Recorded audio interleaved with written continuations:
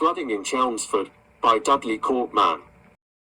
As you drive around the Essex lanes, you will see a number of elevated, somewhat neglected, walkways adjoining bridges over rivers, streams, and ditches.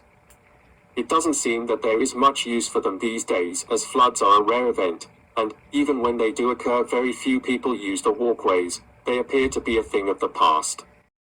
It makes you wonder how important they were. Was it because floods were more of a regular occurrence, and pedestrians and cyclists had to use the lanes more to get to work or make deliveries the mail had to get through at all costs?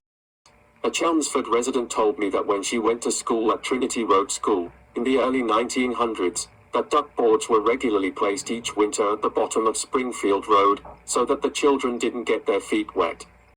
Floods now are perhaps not what they used to be.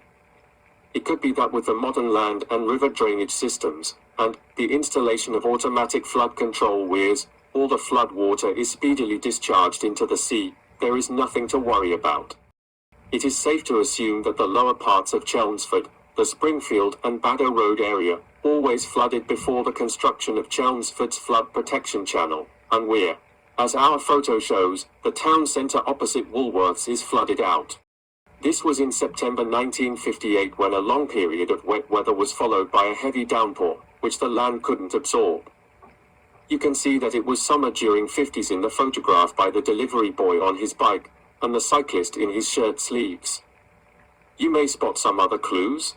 The height of this flood can be measured quite accurately from the photo of the old stone bridge, which links Molsham Street with the High Street. You can see how easy it must have been to wash the earlier wooden structures away. The pressure and volume of water is immense. The bridge was built in 1788 with this in mind. You can see that the bridge itself forms a formidable dam which could cause flooding upstream. The photo taken from the north side of the Old Bailey Bridge, built in World War II, looking towards the gasworks, shows the vast area of the submerged King's Head Meadow. At the time, it was used as a car park. You can just discern the roadway and the regulatory notice boards. One unfortunate owner has left his car there overnight, not expecting the tide to come in. You can tell it's a summer flood, because the trees are in leaf, the girls are having a paddle, and the boys are wearing short trousers.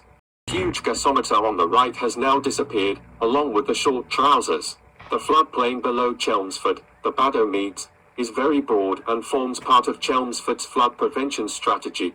The flood waters spread out harmlessly over the wide plain.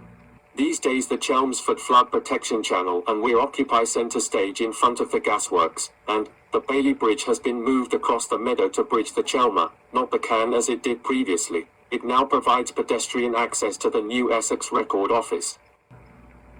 A new road bridge has been built, High Bridge, to link the Baddow and Springfield roads. High is the operative word, as it has to cope with unexpected floods, and the architects had obviously been guided by our 1958 photo of the half-submerged old stone bridge.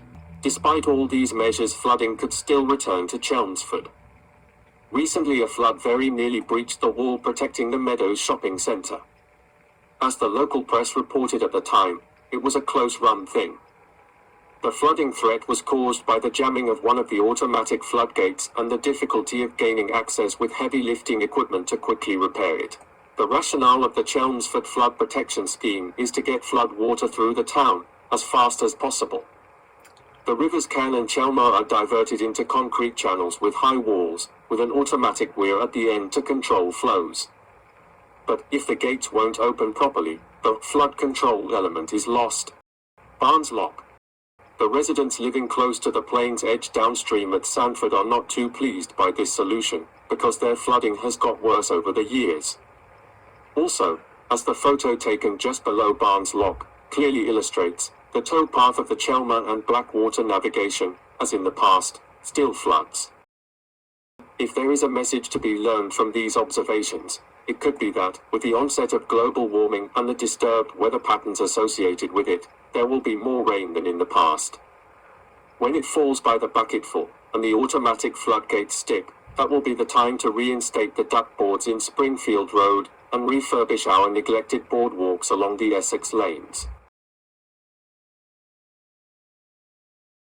written by the late Dudley Courtman, a former director and secretary of the Chelmsford Canal Trust, who passed away on March 29, 2018, aged 83.